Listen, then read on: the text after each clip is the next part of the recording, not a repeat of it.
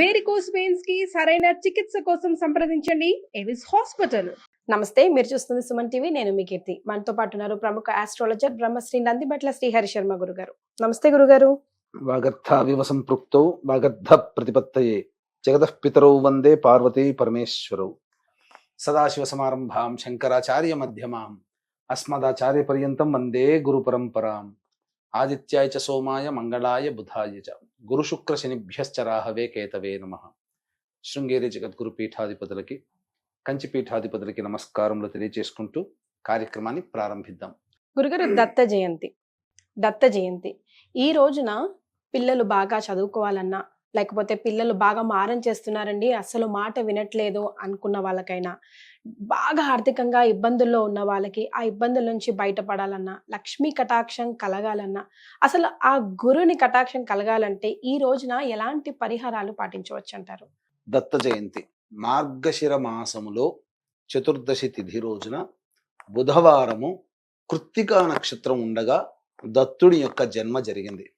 కాబట్టి లోకాచారముగా అనాదిగా వేల సంవత్సరాల నుంచి మార్గశిర పౌర్ణమిని దత్త జయంతిగా ఆరాధన చేసుకునే సాంప్రదాయం మనకుంది. కాబట్టి ఈ డిసెంబర్ 15వ తారీఖు రోజున దత్త జయంతి మనకున్నదమ్మా. ప్రధానంగా అంటే దత్తుడు జన్మించినటువంటి రోజున కాబట్టి ఆ రోజున చేయవలసినటువంటి పరిహారాలు ముఖ్యంగా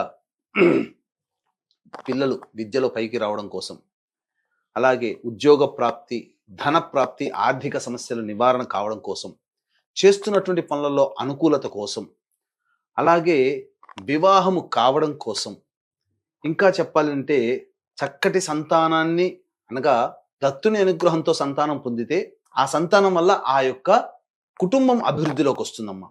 ఆ విధమైనటువంటిది. అలాగే మనిషికి ఎంత పని చేసినప్పటికీ కూడాను ఆ పని చేసిన తాలూకు ఫలితాన్ని అందరూ గుర్తించలేకపోతారు. అనగా ఏంటి, ఇక కష్టపడ్డా ఫలితం దక్కదన్నట్టు అంటారు కదా. అటువంటి ఎంత కష్టపడ్డా ఫలితం దక్కని వారి కోసం ఈ దత్త జయంతి రోజున కొన్ని పరిహారాలు మనం తెలియచేసుకుందామమ్మా. అసలు ముందుగా దత్తుని యొక్క పుట్టుక గురించి మనం తెలుసుకుంటే అద్భుతం అమ్మా. ఈ కథ విన్నా దత్తుని అనుగ్రహం సంపూర్ణంగా కలుగుతుంది. అందులో మీరు నవగ్రహాల గురించి విశ్లేషణ చేసినప్పుడు గురుబలానికి సంబంధించి ఎప్పుడు దత్తాత్రేయ స్వామి వారి పేరు ఎక్కువ శాతం తీసుకుంటూ ఉంటారు. అంటే ఈ రోజుని అంత విశేషంగా ఉపయోగించుకున్నామంటే మన జాతకం మెరుగుపడ్డట్టే. అందుకే ఇప్పుడు గురువు గారు చెప్పే కథ మాత్రం మనందరం వినాల్సిందే. దత్తాత్రేయ యొక్క పుట్టుక గురించి చూసుకున్నట్లయితే పూర్వము అనగా ఒకానొక యుగంలో అనగా సత్యయుగంలో విష్ణు భగవానుని వేణోళ్ల ఆరాధన చేసినటువంటి ఫలితంగా విష్ణు ప్రత్యక్షమవుతాడు నారదుడికి.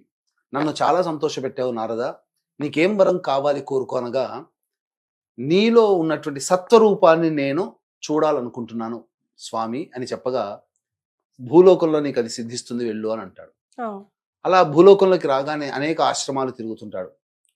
అత్రి మహాముని ఆశ్రమానికి వెళతాడు. ఆ సమయంలో అత్రి మహాముల వారు ఉండరు, కానీ వారి భార్య అనసూయాదేవి మాత్రం ఉంటుంది. రాగానే మునీశ్వరుడు వచ్చాడని చెప్పి అతిథి సత్కారాలు చక్కగా చేసి భోజన తాంబూలాదులు ఇచ్చి సంతృప్తి చెంది ఆ నారదుల వారిని పంపిస్తుంది. ఈ విధమైనటువంటి సంతోషం పొందినటువంటి నారదుల వారు వైకుంఠానికి వెళ్ళి లక్ష్మీ అమ్మవారు ఉండగానే విష్ణు దగ్గర ఆ యొక్క అత్రి మహాముని భార్య అయినటువంటి అనసూయాదేవి గొప్పతనం గురించి చెప్తున్నారు. సహజంగా ఎలా ఉంటుందమ్మా, ఆడవాళ్ల ముందర ఇంకొక ఆడవాళ్ళని పొగిడితే ఊరుకుంటారా? అసూయ ఉంటుంది. అలాగే లక్ష్మీ అమ్మవారికి కూడా అసూయ కలిగింది. అయితే నా భర్తను పంపిస్తాను, ఆమె ఏటి పాతివ్రత్యం నేను కూడా చూస్తాను అని చెప్తుంది. ఈయన గారు మళ్ళీ కైలాసానికి వెళతారు. మళ్ళీ పార్వతీదేవి ముందర ఉండగానే శంకర్ల వారికి చెప్తారు. అప్పుడు పార్వతీదేవి కూడా అసూయ పడుతుంది, నా భర్తను పంపిస్తాను, ఆమె పాతివ్రత్యం ఎటువంటిదో చూస్తాను అని. అలాగే పరీక్ష కోసం ఇదంతా కూడా. సావిత్రి ముందుగానే బ్రహ్మలోకంలో బ్రహ్మతోని ఈ విధంగా చెప్పగల, సావిత్రి కూడా నా భర్తని పరీక్షించమని పంపిస్తాను అని చెప్పి ముగ్గురు కూడా కలగలిపినట్టుగా ఒకే మాట మీద ఉంటారు. తర్వాత ఈ బ్రహ్మ విష్ణు మహేశ్వరులు వీరిని పరీక్షింపదలిచి వారి ఆశ్రమానికి వెళతారు. ఎలా వెళ్తారో బ్రాహ్మణ సన్యాసి రూపంలో వెళతారు. భవతి భిక్షాందేహి అనగానే చక్కగా అత్రి మహాముని వారు కూడా చాలా సంతోషించి, అనుకోని అతిథులు దేవతా స్వరూపం అని చెప్పి వాళ్ళని సాధారణంగా ఆహ్వానించి భార్యని పురమాయిస్తారు, చక్కగా వంటలు అవన్నీ చేయమని చెప్పి. అంతటా వాళ్ళు ఏమి కండిషన్ పెడతారంటే, ఈవిడ వివస్త్రగా మాకు వడ్డించాలి అని చెప్పి పెడతారు. అంతటా అత్రి మహాముని ఒకసారి కంగు తింటాడు. ఏంటి ఇలాంటి కోరిక కోరారు, ఎవరు సన్యాసులు ఇలాంటి కోరిక అడగరు కదా అని చెప్పి దివ్య దృష్టితో చూస్తే వచ్చిన వాళ్ళు సాక్షాత్తు త్రిమూర్తులు. ఈ విషయం అనసూయాదేవికి చెబుతుంది. ఎలా అండి అని అంటే అప్పుడు ఒక మంత్రోదకం ఇస్తాడు. ఆ మంత్రోదకం ఆ భర్త యొక్క చెప్పినటువంటి మంత్రోదకాన్ని మనసులో స్మరణ చేసుకొని ఆ ముగ్గురు మీద చల్లగానే వాళ్ళు పసి బాలులు అయిపోతారు, చంటి పిల్లలు అయిపోతారు. అప్పుడు వాళ్ళని ఆలనా పాలన ఇచ్చేసి చక్కగా వారిని ఊయల్లో వేసి చక్కగా ఆడించుకుంటూ ఉంటుంది. ఇక్కడ త్రిమూర్తులు లేరు. ఆ లేరన్న విషయం ఎక్కడ పోయారో తెలియ విషయం కోసం వెతుకుతూ ఉంటుంటే అత్రి మహాముని ఆశ్రమంలో ఉన్నారు తెలుసుకొని నారదులు వారిని పట్టుకొని అత్రి మహాముని ఆశ్రమం అదిగో అని చెప్పి అల్లంత దూరం నుంచి చూపిస్తాడు. లోపలికి వెళ్తారు. ముగ్గురు చక్కగా అత్రి మహాముని భార్య అయినటువంటి అనసూయ ఒళ్ళో ఆటలు ఆడుకుంటుంటారు. చూసింది తప్పైపోయిందమ్మా, మీ యొక్క పాతివ్రత్యాన్ని శంకించాము, అనుమానించాము, మిమ్మల్ని పరీక్ష పెట్టమని చెప్పి పంపిస్తే మా భర్తలు ఇలా అయ్యారు, కాబట్టి మళ్ళీ మా భర్తలు మాకు ఇవ్వండి అమ్మా అని చెప్పి వేణోళ్ళ వేడుకుంటుంది అనసూయాదేవిని.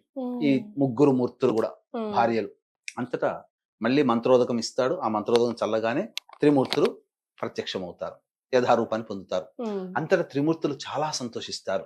ఇంత గొప్పదైనటువంటి మహాపాతివృత్యం కలిగినటువంటి భార్యను పొందిన ఓ అత్రి మహాముని, నీకేం వరం కావాలి కోరుకో అని అడుగుతారు. అంతటా మీ త్రిమూర్తుల అంశతో మాకు సంతానం కావాలి అని చెప్పి కోరుకుంటారమ్మా.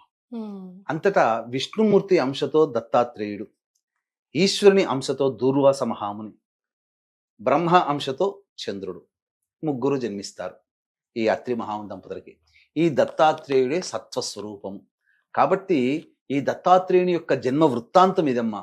ఈ దత్తాత్రేయుని యొక్క రోజున ఎవరైతే దత్తుని ఆరాధన చేస్తారో, దత్తుని తలుచుకుంటారో సంపూర్ణమైనటువంటి అనుగ్రహం కలుగుతుంది.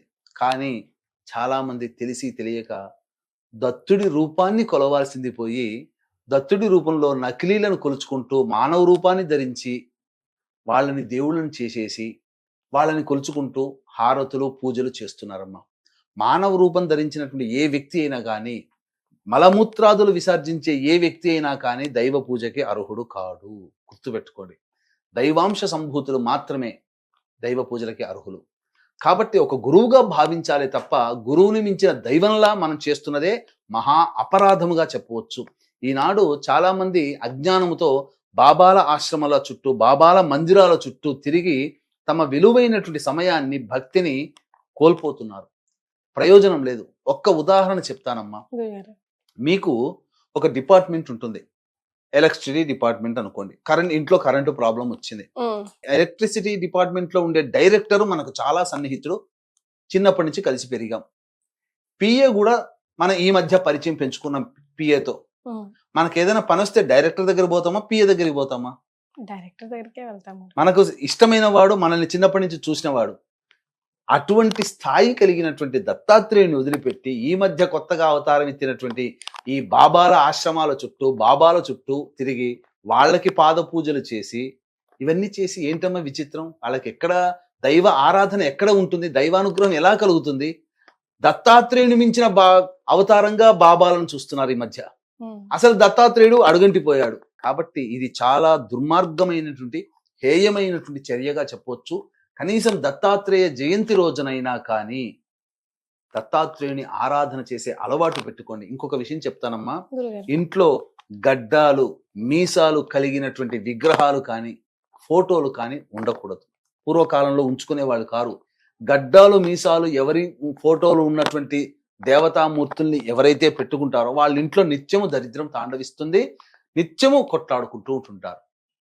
ఈ మధ్య అనేక వివాదాలు చూస్తున్నాం కదా. కాబట్టి అటువంటి పూర్వం లక్ష్మీనరసింహస్వామి విగ్రహాన్ని చూసారా మీ చిన్నతనంలో?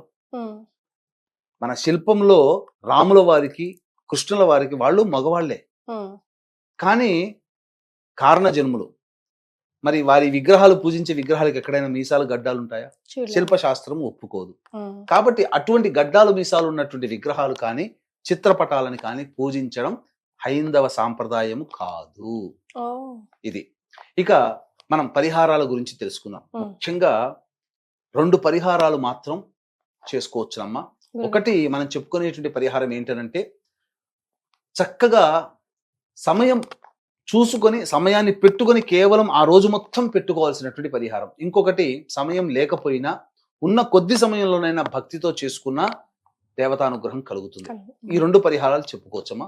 వీక్షించేటువంటి ప్రేక్షకులకి గమనిక, జాతకరీత్యా కలుగు విద్య, వివాహ, ఉద్యోగ, దాంపత్య, సంతాన, అనారోగ్య సమస్యల నివారణకి మరియు గోచార రీత్యా వృషభ, మిథున, కర్కాటక, సింహతుల, వృశ్చిక, మకర, కుంభ, మీన రాశిలో జన్మించిన వారికి శనిదోష పరిహారార్థమై సర్వదోష నివారణ పూజల, హోమాలు మహామహిమాన్వితమైనటువంటి సుప్రసిద్ధ కాశీ క్షేత్రంలో దత్త జయంతి సందర్భంగా డిసెంబర్ 15వ తారీఖు రోజున పర్ హెడ్ 1500 రూపాయలకి చేయించడం జరుగుతుంది.